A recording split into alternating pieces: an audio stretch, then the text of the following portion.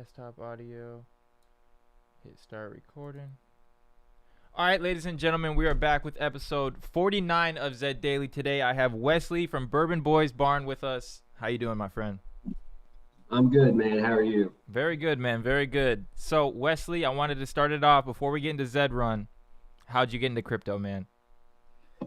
So my original start into crypto, I had always heard of Bitcoin being purchased for different things being used for underground stuff. Like I always thought Bitcoin was criminal activity stuff. I was like, this is some kind of underworld dark web type stuff that I'm about to get involved in. But then maybe 2 or 3 years ago, I started actually investing in it, started tracking it a little bit more. And then, I mean, the same exact thing as nearly everybody that comes on your stream says with Top Shot. So I had actually tried to put money into a Top Shot account or something like that. And my credit card got declined because it registered as an overseas purchase or something. It was trying to pull money, the processing or something was from England.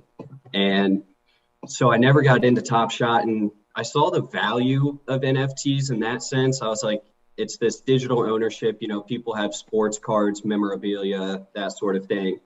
But I wasn't real interested in Top Shot just because I didn't see the utility there. And so that's kind of what brought me to Zed. And I don't remember if I just saw a commercial or not a commercial, an advertisement somewhere.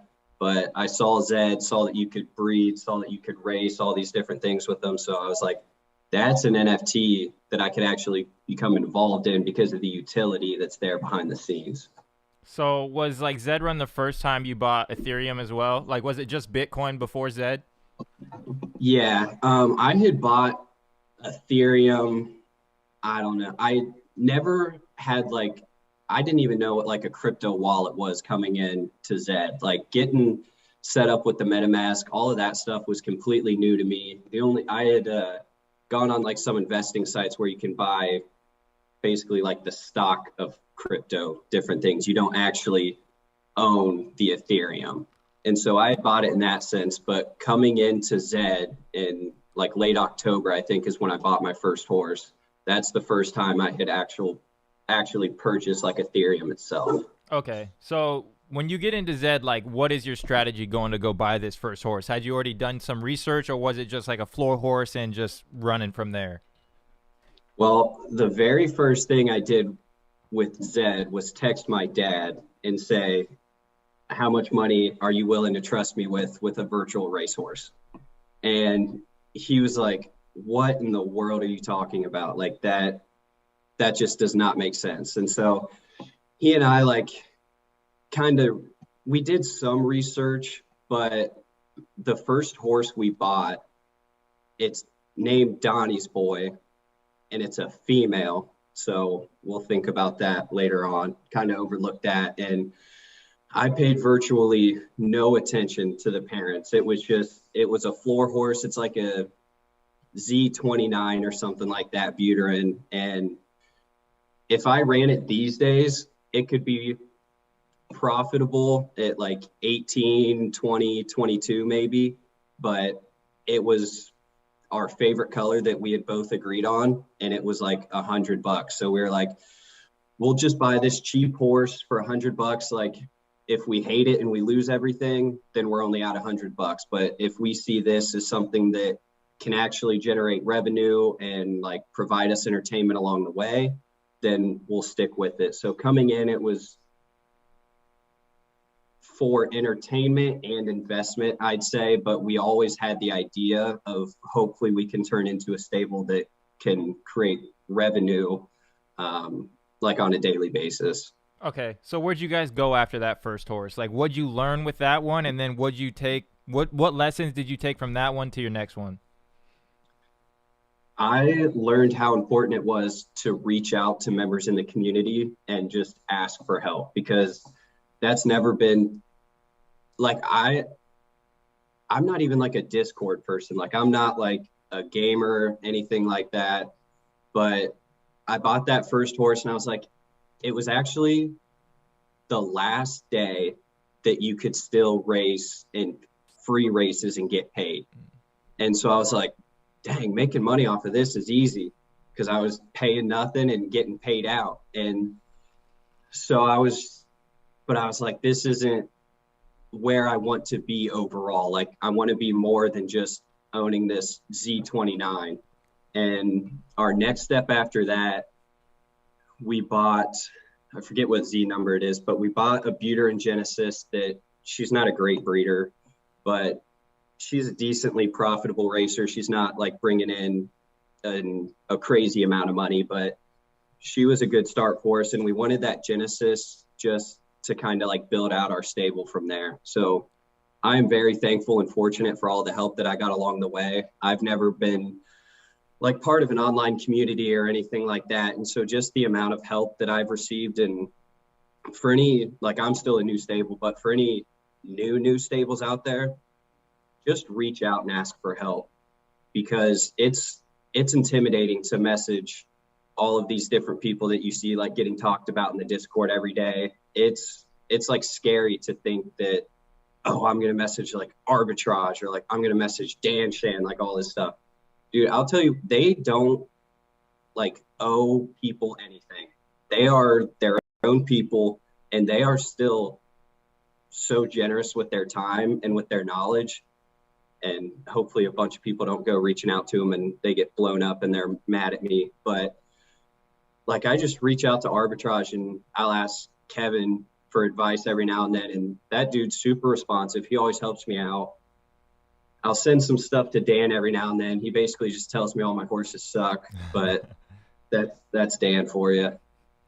Cool. All right. Yeah, man. It is cool. Like, there's really not too big of egos in this space.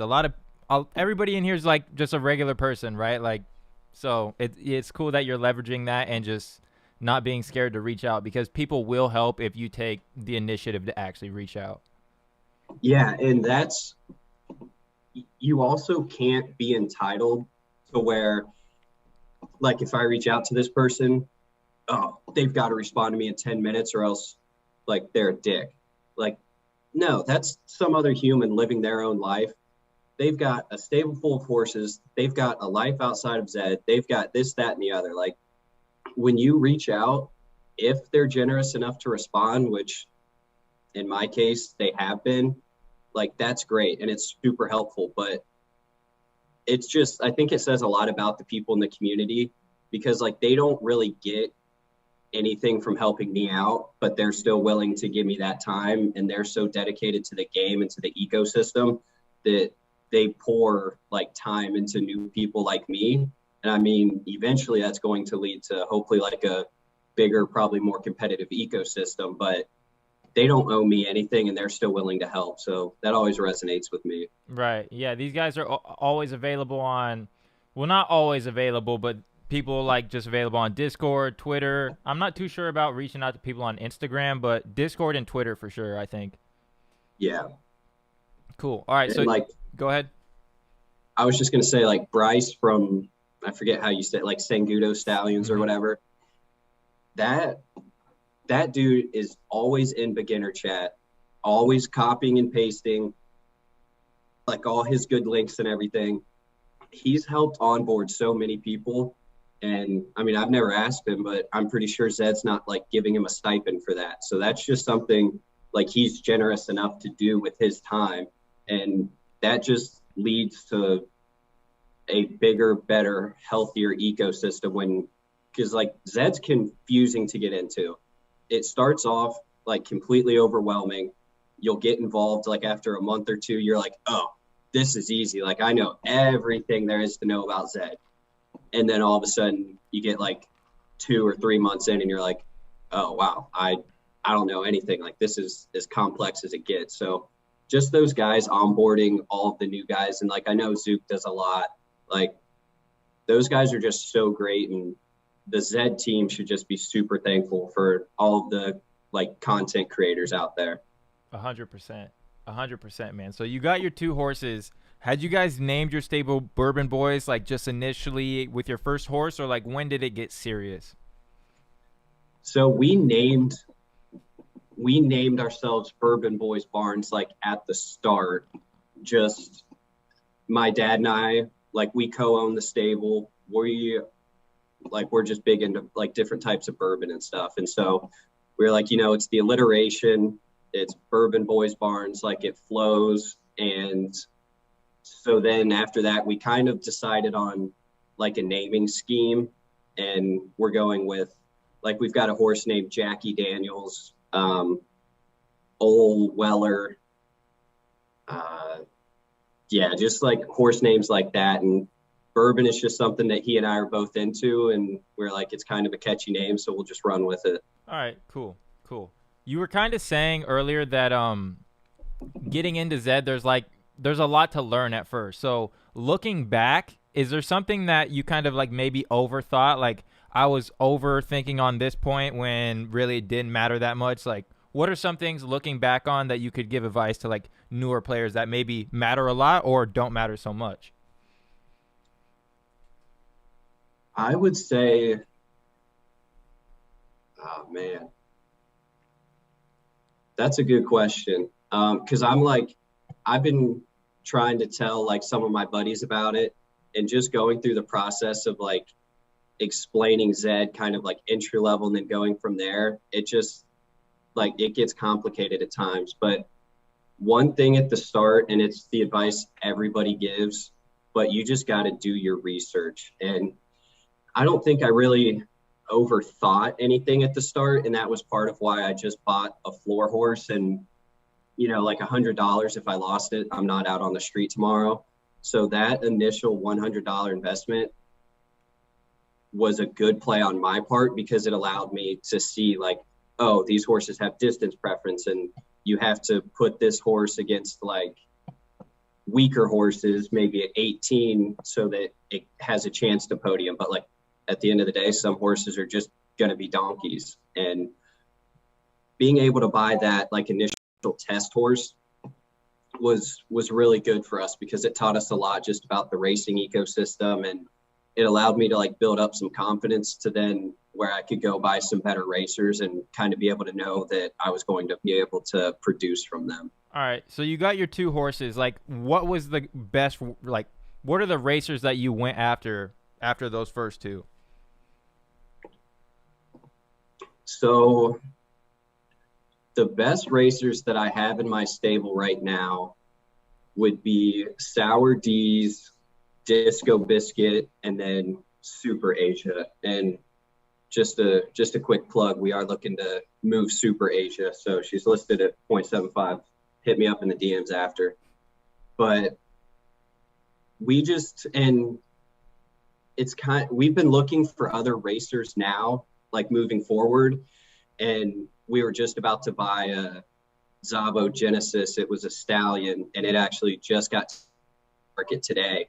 But we're just kind of like, we're just being cautious moving forward with ELO, because especially not really being a gamer, like I feel like I don't have as good of understanding as ELO as some people, and nobody knows 100% how the Zed ELO or ELO, whatever it is even going to work. And so moving forward until like probably early February, we're still being pretty hesitant with buying new racers.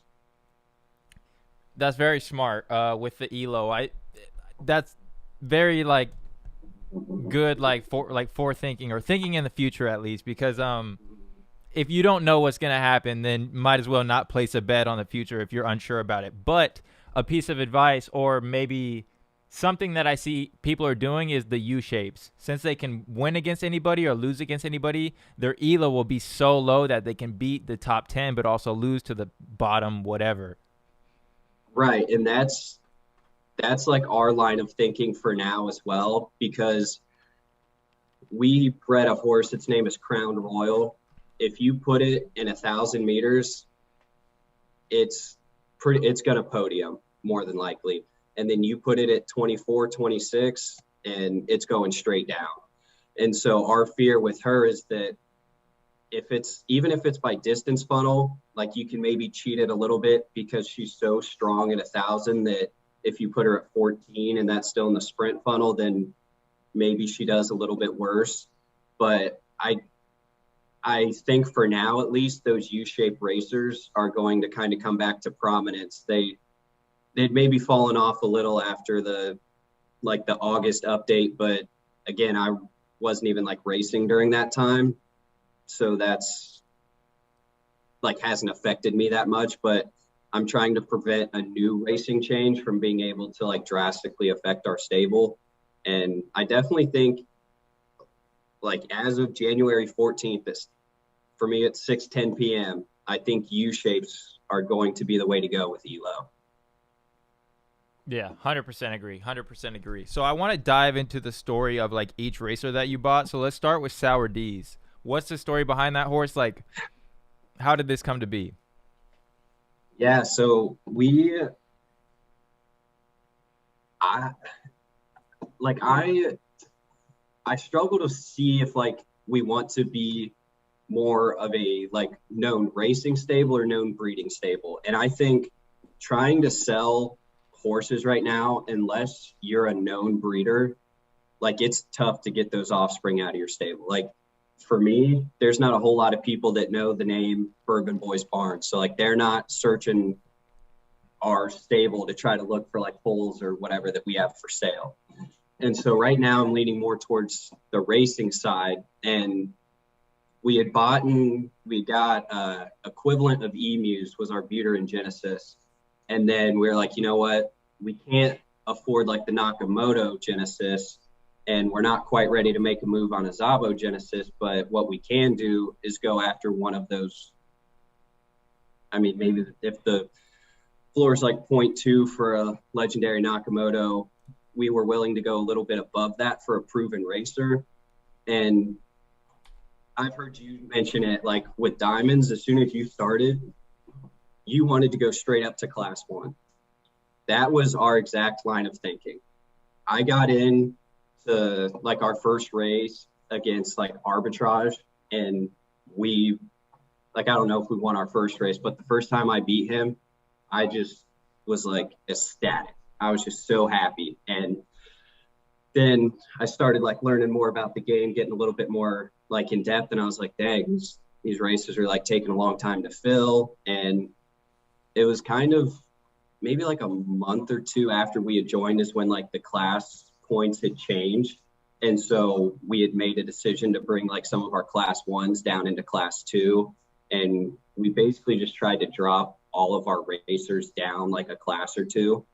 But with Sour, we wanted he's a Z2 legendary Nakamoto. So we wanted that low Z knock, and we wanted that legendary so that if we breed to another legendary, we can hold that exclusive level. And that was just kind of our goal. We just wanted the low Z knock that's also a proven racer, and that we know as long as we're smart with the races, he'll be able to produce ETH over time. Yeah, that's a great purchase too, because I saw that horse with high horse stables for a long time, and then I saw that you guys had it, and I was like, oh, great acquisition, especially if you're trying to like move up into racers. That's a perfect start. So let's talk about class one a little bit. Like, you had the same experience as me, and you said it like it only makes sense getting into the game that you would want to go to the highest class. But when you get there, it takes a little bit of time, but then you figure out, you're like, God damn it. Now I see why nobody wants to be here. Volume's low. You're racing against the best of the best, and it's just hard, right? Yeah. And like coming in, I even saw people kind of warning against class one, that it was like starting to like class one's dying or all this other stuff. And I was like, I'm a competitive person. Like I played sports all my life. Like I want to be the best at whatever I do. And so I wanted to be in class one racing against those top tier racers. And then when my horses weren't producing at the same level, like I knew they wouldn't be as successful in class one, obviously, but I wanted the prestige of being there. And then I like had an epiphany that I'm like, why would I want the prestige of class one when there's essentially none? Everybody wants out of it.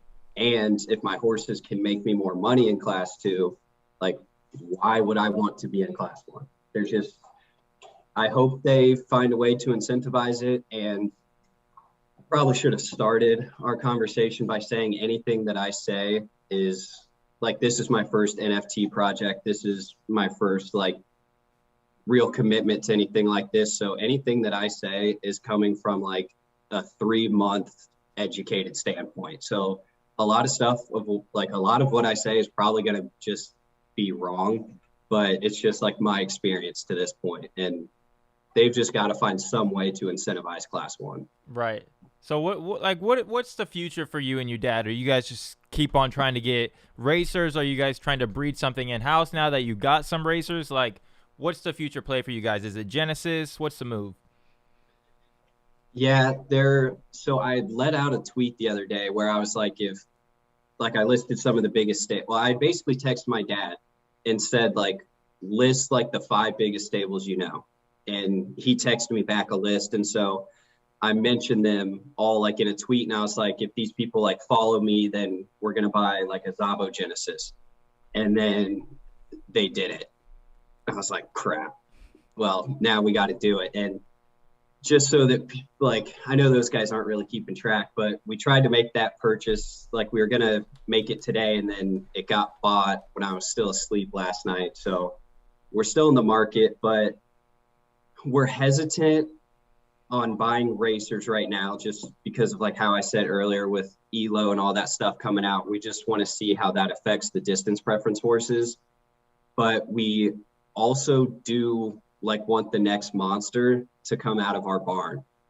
So we've been looking at like Zabo Genesis stallions that are good racers that can produce money and that also look to be able to throw decent offspring. And with a stallion, that can be hard to tell, because if you put that thing in the stud farm, if you get 3 covers from like bad horses, the offspring are probably going to look bad. So it's trying to like find those Zabo Genesis stallions that have good offspring. And when they do have good offspring, look at the females that they were paired with. And if they've been paired with like good, seemingly good base ability females, then that's like kind of when we take it into consideration, and we're like, okay, we can make money racing this thing every day. And if it can throw pretty decent offspring when paired with different females, because like we've got some good females now, we're like that's where we're looking to go right now. Okay. And how are you guys playing these tournaments? Are you guys doing paid racing in that week, or are you guys just going all freeze to try and qualify? No, we really aren't running very many frees at all. And like the last Fibonacci, it was the day of, so qualifying ended at like 7 p.m. or something. And it was like 4 p.m. And all of a sudden I looked at my horse Disco Biscuit, and he had like 22 races, and he was like way above the cut line, and we weren't even trying to qualify him. And I was like, oh crap. I was like, Dad, we got to get on this. And so like we got him qualified, took like 8th or 9th, something like that. But I've been trying to gauge what I want to do from that based off just like watching videos like yours, where there's more educated people talking about like how they're handling their races.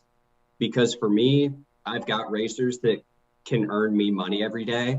And right now, like just that on one tournament race is like too much for me. I think we've got a total of 17 horses, but we've got like 10 in our breeding / donkey barn, and then like 10 in our racing barn.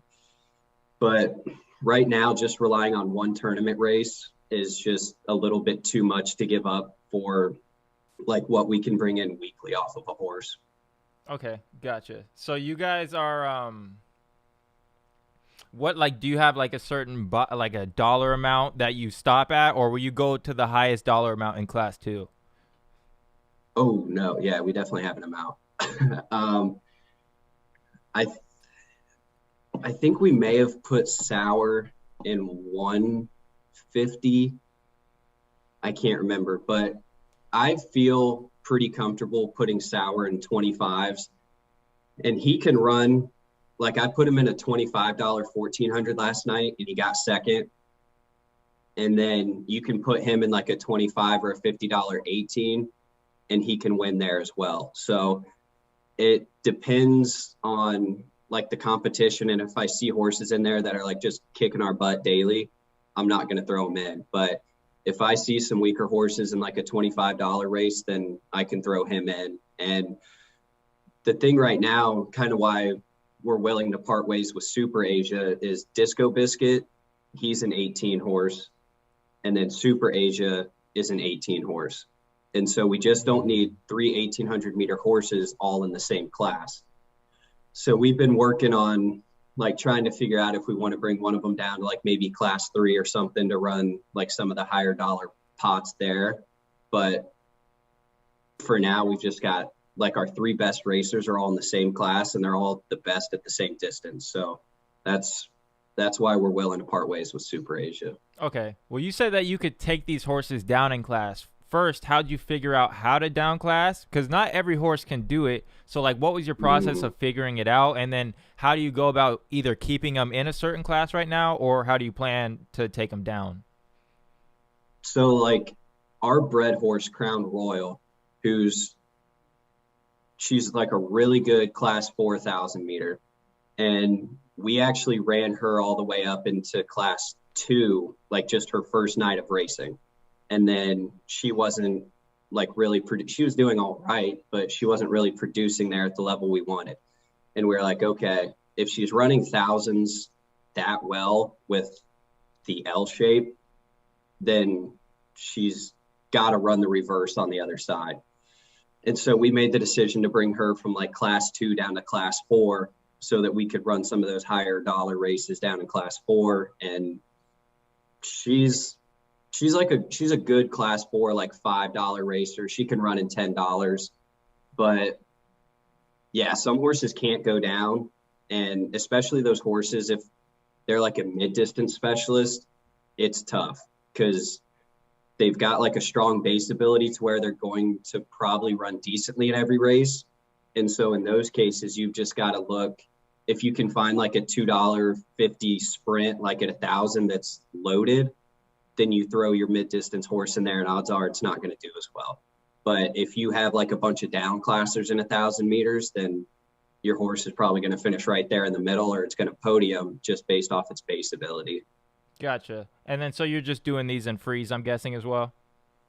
Yeah, we try and freeze, but some of like we've tried to bring sour down and freeze, and it just doesn't go well. Being like a horse that can win $25 races, trying to down him and freeze it's a process. Like, especially for someone like I can't sit there and race for like 12 hours a day. Like my dad and I will split the racing, but like we both work, like we both have jobs. So I just kind of come home, I'll race for maybe like 3 hours a night or so and try to like either work a horse up or down. But I think after watching your interview with Arbitrage is where I kind of learned about downclassing and like extreme distance preference, that sort of thing. Gotcha. And then so what tools are you using? Are you using Haku, Know Your Horses? Like, what was the most, let's say, influential or valuable tool that you found first getting into the game? First getting in, I feel like Haku helped us more because like when you have to put the filter and Know Your Horses, like if it's a minimum entry fee or whatever, you're trying to look for like a specific racer, you've got to type the amount in Ethereum. Whereas on Haku, you can select $2.50 races. You don't have to put in like 0.0012 or like whatever it amounts to. So Haku definitely helped us more like with pricing and that sort of thing. But then when it goes to the analytics side and actually trying to break down where a horse performs best, or I'm not like a huge believer in speed.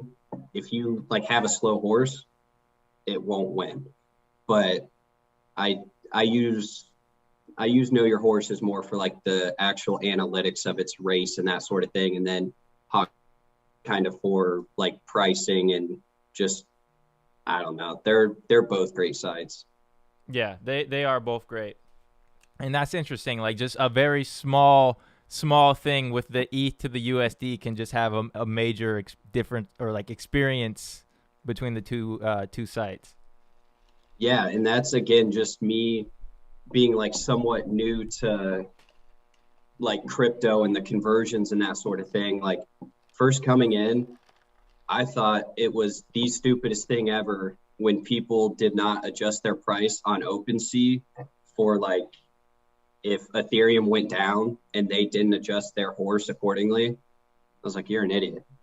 I didn't understand that in the game, ETH is ETH. Like that's how it is. I was so far removed from that understanding that I just didn't get it. And so Haku just made it easier that I don't have to know that it's 0.0005. I can just type or I can just click $2.50 and then I'm good. Interesting. Okay. That's a good point. So if I gave you half an ETH to start your stable today, knowing what you know Dude, now, what would you do? I knew you were going to ask this, and I even told myself today to filter that on Haku, and I didn't do it. We can do it right now. It's all good. Or you can just shoot it from Yeah, the let me top get if it. you want. I'll get it. You know, if I had 0.75, I'd go buy Super Asia from me. Quick plug. So when I first came in, I wanted to get a horse like its winning percentage. Like I wanted it to be above 10. These days, we're looking for a little bit more out of our horses than that. And let's see, I'm not even going to put that many filters on it. So what filters? Let's walk us through this. What filters like do you type in when you're going on Haku? So right now, I'm just going to put the price as 0.5. I'm not really interested right now in buying horses that can win free races. I know that there's kind of seems to be maybe like an emerging market for that, but that's just not something that interests me right now. So I'm going like paid win percent 14, and I'm going to look for like a 35% show, because if your horse isn't winning like 12% of the time and placing at least a third of the time, you're probably not going to make money off that horse. But I mean, you can get a Z2 Nakamoto Legendary right now for easily 0.5. Like, I think you may be able to get a UU. And this is one thing I love about Archibald is most people say, oh, it's like it should be at least this price. He understands money at a level that I probably never will, like that I will try to, but he sells them at 0.2, which is pretty much lower than like anything else out there. And he's still making profit when he does his in-stable breeding. So he's willing to go to that lower price, and maybe he doesn't have quite as big as profit margin as some people, but he's going to be selling more, which in the end makes up for it. So that, yeah, if I had Archibald money, my stable would probably be a little bigger. I didn't know that. So you're saying Archibald will sell Z2 legendaries for 0.2, like to anybody, or just straight up on the OpenSea? So I DM'd him about a horse, and like it was a Z2. I think he sold it for like 0.45 or 0.4 to me. I don't know. I've sold it since for less than that, but I'm pretty sure he puts them up for sale for 0.2. But I thought I got that from watching his episode with you. So Archibald, if that's wrong and I'm false advertising, I apologize. But I think he sells for around that. But just like looking at Haku for 0.5, you can get some legendary knocks for that price. Like some of them may not have a ton of races on them, but that's kind of up to the individual to be able to break down horses. And that's what makes the top stable so good, right? Is they're able to look at a horse after like 5 or 10 races and be like, oh, that's going to be the next stud. They can buy it before anybody else notices it. And then they they can either like use it as a ETH printer or they can flip it, do whatever. But that's probably where I'm trying to make like the biggest improvement in my game is just be able to like catch great horses early, because I've kind of moved past the point where I just want good horses. Our goal is to be a top stable. We know that in our first 2 or 3 months, like we're not going to be there, but right now we're just trying to put the right pieces in place that I really think Zed is going to explode this year. Like we've already seen the price of Genesis Buttes go from like 0.1 to like 0.2, 0.25 in the past 2 weeks, something like that. And especially in Q3, when they start their outside marketing, I think that it's just going to go insane, because there's some NFT spaces where I think outside marketing may pawn or it may not look good, but I think Zed, like horse racing is just so universal that I think once they start their outside marketing and all that stuff, that the game's just going to get exponentially bigger. Right. Yeah, I agree 100%. I'm going to take what Souls Vanish told me, and he was like, I don't think I'm smarter than anyone. I just think I found it earlier than a lot of people. So, like, once other people see it, they'll probably think the same thing I thought, like, wow, that's a really cool product or a great idea, but we're just all early. Yeah. And I mean, a lot of the stuff that I go back to is just from different YouTube videos or like different content creators that I try to follow along with. And there was like when Zed was still doing its drops, there was a drop that was like right around the time of a NASCAR race or something like that. And so they were talking about like just put one commercial during that NASCAR race, like based on the East Coast time, because like that's where the race was happening in like Florida or something. And they're like, one commercial broadcast to that many people when NASCAR already has a relationship with Zed, like even that one commercial has such potential to explode the ecosystem that once they start like doing different things with Netflix, like more stuff with NASCAR, whatever it may be, I just think once people see the potential, and just as human nature, like people are going to think that they're smarter than other people involved in the space. And so like I think you're going to see a lot of people jump in kind of head first and just be like, oh, everybody here's stupid, like I can make more money than them.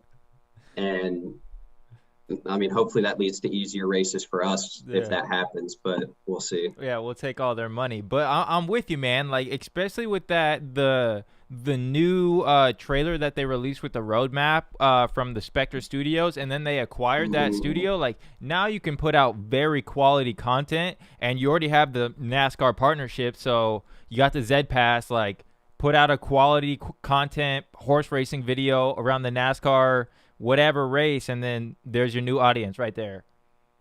Yeah, and I know there were so many people like just pissed at Zed when they said like we have this game-changing announcement, and then all of a sudden it was that they had bought like Spectre Studios or whatever its name is. And I was like, yeah, it's like a little disappointing, and I think there's maybe some more pressing issues right now, but that shows like that they're looking towards the future, and they know that Zed is not in its finished form. I know it's technically like still in a beta that's kind of debatable if they're still there or not, but I think that acquisition from Zed just shows that they're looking further down the road than maybe like with what a lot of us are concerned with right now. I think that's good and bad. Like I'd like to see race generation fixed, but I like it because if they're trying to make better graphics, like come out with better videos, do all these different things, they're going to need the best in the industry. And from my understanding, like what they acquired was one of the top like Australian companies for that. And so that it was like a letdown, but it was also like it's a long-term excitement. It wasn't like that short rush that I was hoping for. Right, yeah. It's not a firecracker. That's like a mortar. It's going to go up in the sky. It might take some time to go off. You'll see the fruits of it in due time. But yeah, even with like the weekly update that I believe his name is Ryan, the community guy within Zed. He's like he works for Mhm. VHS, but if you even just look at the graphic he added to like the head thumbnail that he used for the article today, like it's pretty cool, and it looks like something you would I don't have my VR thing, but like if you had a VR headset on, it kind of looks like a tablet or something that you would hold in Okay. VR. So you can kind of see like that's a very long-term play, but like maybe if you look at the picture, the guy's holding like a thing, so maybe that's the human park, and then like Zed is just within that. So they have the opportunity to like just do these crazy graphics and good quality shit is what I'm saying.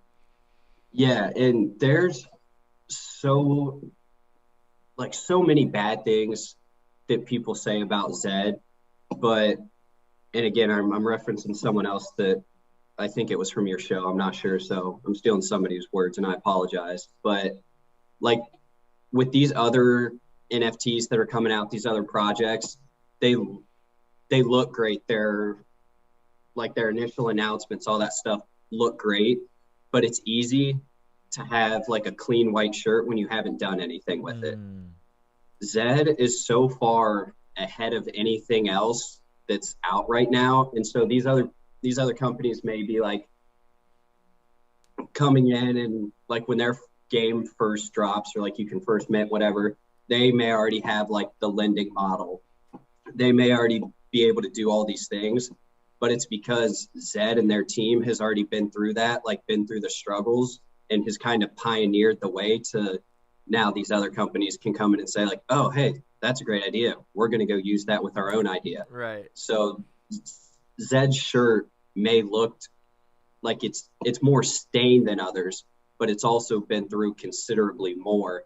And like I believe in Zed, I believe in the future of it. It's like I said earlier, I think in quarter 3, like once that outside marketing hits, it's just going to go nuts.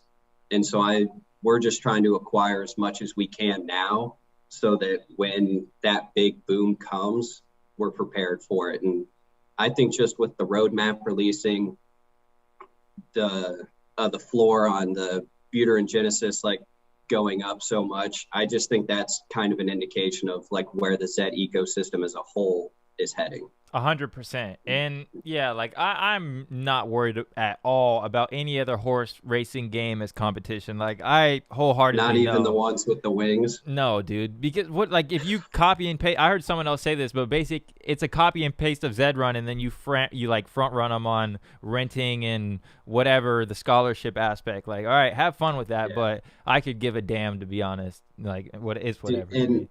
I don't even know like a single thing about that project.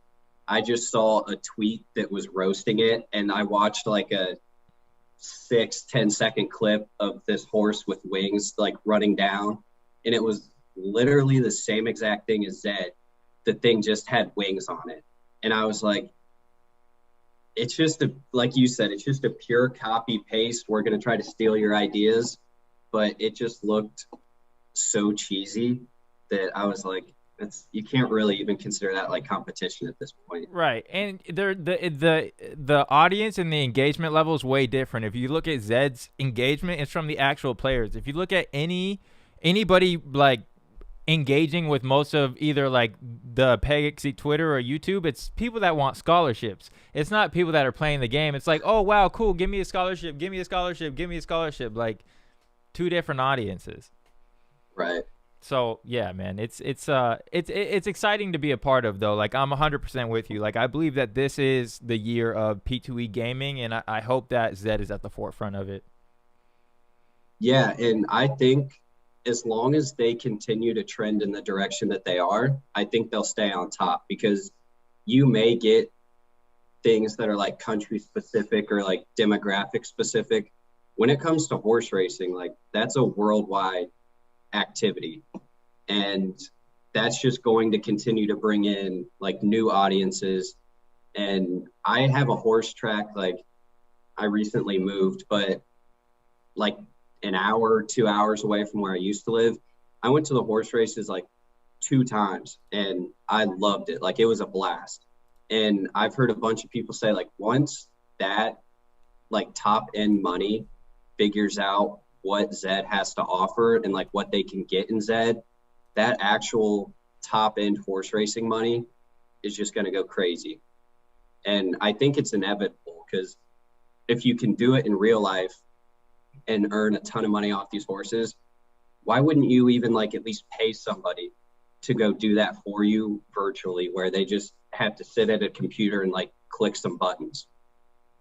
100%. Like, yeah, there's so many audiences that it appeals to. Like, just as an owner of anything, I'll use this as an example. When it might have been League of Legends, but it was one of these esports teams. They sold out to Barclays like 3 days in a row, and the owners were like, "What the fuck is going on here?" So they had to go start up their own team, right? But once you see like that, it has that large pull and it has that large audience, like then they just like really they see dollars or like I can make some money from this. But if you can do that same thing with Zed to take a niche community, grow it to where it has a large audience to where just horse racing in general does, and then get owners or people that already have like a bunch of money, like they'll just look for it as an investment.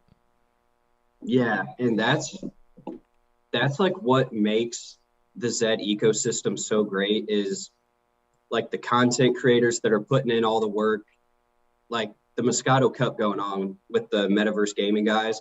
I was on there the other night and that was a blast. Like those guys don't have to do that. They're doing that for the community and because they want to like put on a show. They want to get people involved. The whole point of like their computer giveaway is to attract that attention on Twitter and bring it towards Zed. Like those guys don't have to do that. Like I'll send them DMs like talking shit about races every now and then just like for fun, just because they always talk like on their smoke show and whatnot. And I just know like they can deal with it. But they're great dudes, like working hard.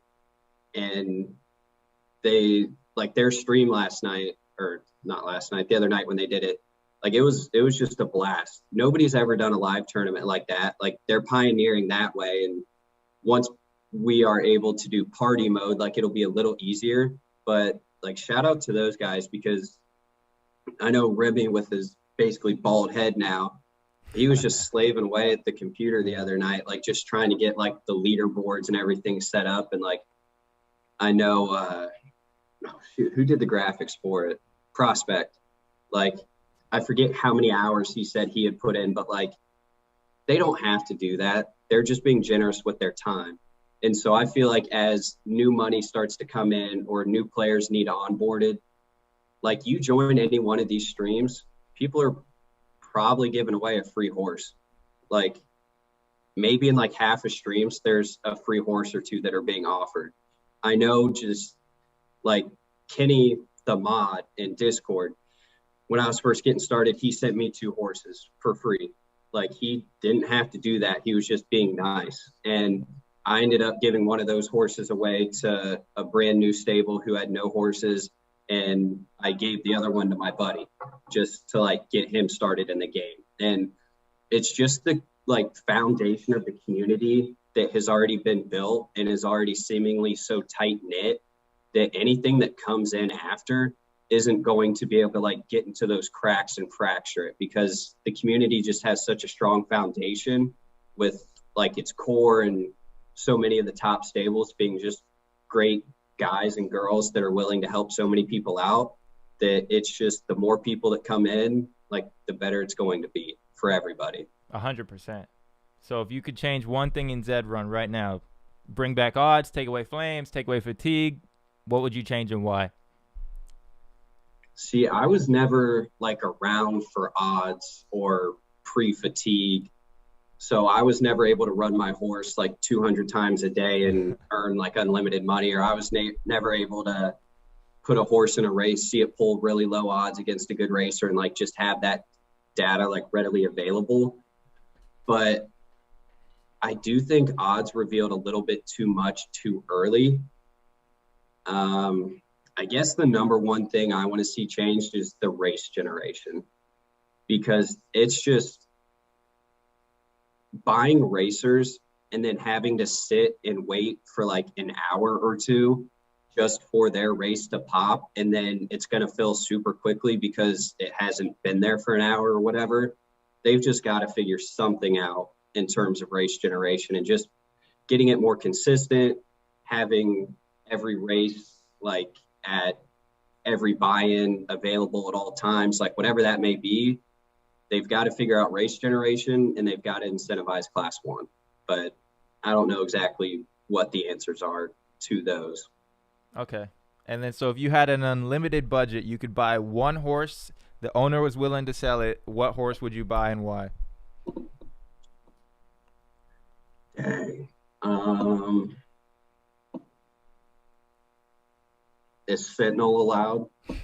No Sentinel. No Sentinel. Okay, We'll okay. count that one out. All right. I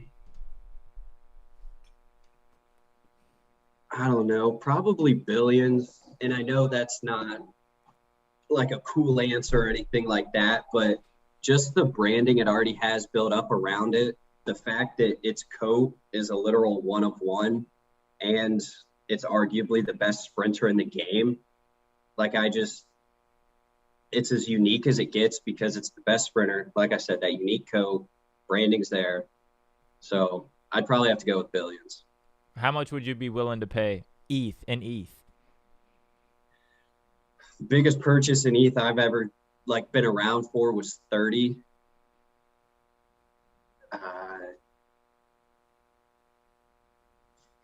maybe like if that's the like top horse is going for 30, maybe like 50. And that's just so much of a guess that I don't even know if that's like in the realm of accuracy. But if I had 50 ETH, like I'd spend it on that horse. Gotcha. Cool. And if you had like a big horse like this, would you be entering Netflix type races? Oh yeah, like especially when they're able to juice the prize pools like that and make it worth more than just that 60% that you're going to take from like a first or something. Even though you have that chance of losing $3,000, like whatever the buy-in was, the chance of winning so much more money than that is just statistically too good to not be able or to like not enter those races. And I think like somebody had just posted a picture from Zed that like the prize pool money of Zed right now is like 9.5 million or something that they have just like stored up.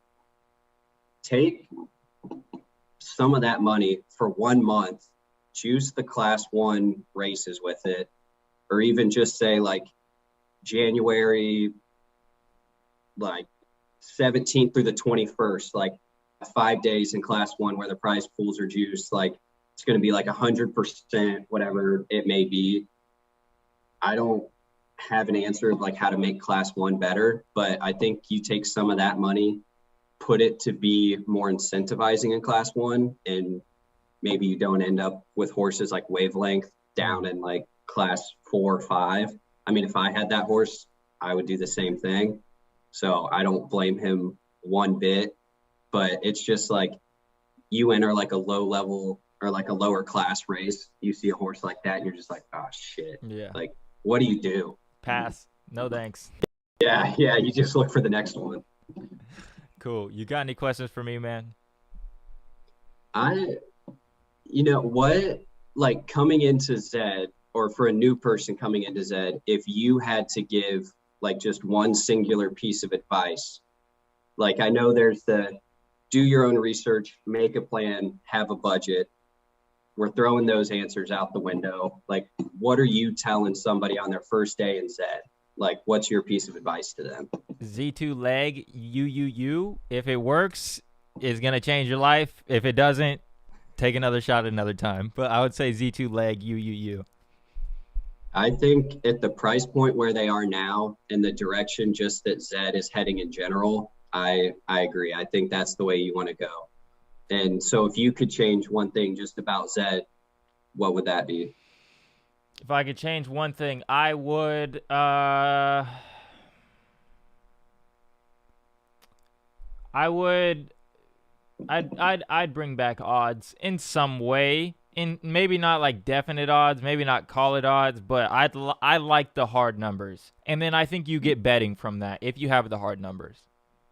Yeah, and I don't know if they could do like odds where it's almost like flames with like podium, but then you can at least see those numbers rather than just relying on like an icon, because with those numbers, that's just going to give you like exponentially more data on each horse in every race. But I think the standard version of odds was a little too easy for people. But I've heard like the idea of like a blue flame for the one most likely to win, something like that. And I think it's a neat idea. We actually named a horse Blue Flames because there's this moonshine, and my wife had bought it for me thinking that there's like, so Blue Flames is like the higher proof stuff, and then there was just like a blue raspberry or something, and she thought she was just buying me like the lower end stuff, and she bought me this Blue Flame, and like I just had to smell it, and it was like straight grain. I was like, oh, that's going to be tough. And so then we got a horse, and just trying to keep like along the bourbon-ish theme, like we named it Blue Flame, and doesn't pull flames. It kind of sucks, but you'll have that. Moonshot's mainstream now, huh? I see like people will do like reviews of moonshot in jars on TikTok or something. I'm like, is this mainstream now?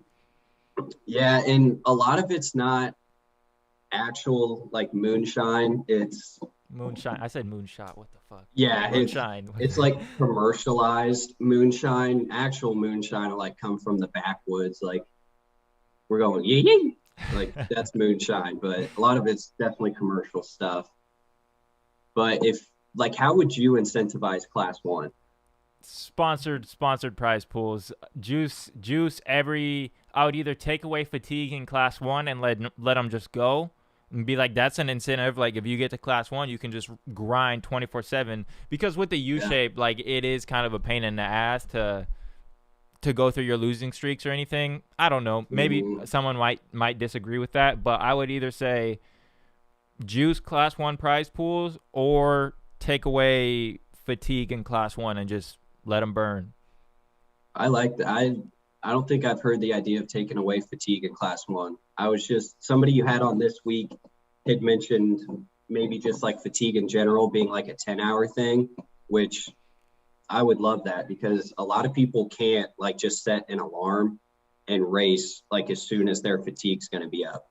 But you also can't let these absolute monster horses run 100 to 200 times a day, because that's going to like push other people away from racing, even though frees are kind of doing that with paid racing. But I still have to make up my mind about free races. Right. And it kind of it goes back into race generation, right? Like if you can't, like if you're in a class one and there's no volume, you're not going to knock your 9 races out within an hour. You might get 9 races in a day, and like in 24 hours, just because either race generation, your race won't pop up, and then just the volume's going to take forever. Yeah, and when I have like a strong distance preference horse, I will keep them right on the edge of like Crown Royal. She's running in class 4. I'll keep her right on the edge so that when it's time to bring her down, she runs her opposite distance like in a higher class. So I'll race her in like the class 4 1000s. And then as soon as she gets her wins and gets her points up, she's in class 3, it's time to bring her back down. And that's one way we've been able to do it like a little bit more efficiently, because I mean, you've got to choose your races. There's an art to downclassing. You've got to be smart. You can't just, because if you throw it into just another free 24 or something, it may be filled with just as many downclassers. But you've just got to pay attention to the other horses, like if they're trying to win or if they're trying to go down. And so we've been able to find like keeping horses right on the edge of their class has been helpful to us, because it's easier for us to bring a horse down in a class 3 24 than a class 4 24. 100%. And I think that's exactly what arbitrage is doing. So if you're playing like the king, you got to be doing something right. Yeah, dude, I'm super thankful.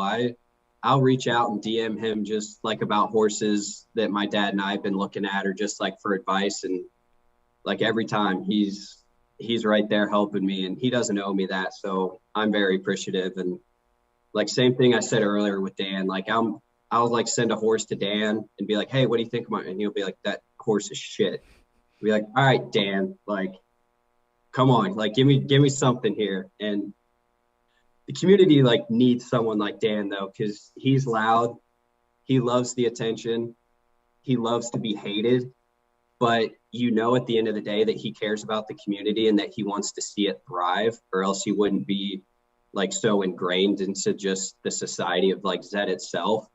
And so it's great that he's loud and loves to be like hated, but then you know at the end of the day he cares. And you just kind of need a polarizing figure like that that can generate interest. And like I know you talked to him about like when he won the maiden, if he didn't, he was screwed. Like that was going to be bad for him, but he pulled it off, and that brought a lot of attention and just like got a lot of people talking. And so just generating that interest is like where he thrives, and like he's great at what he does.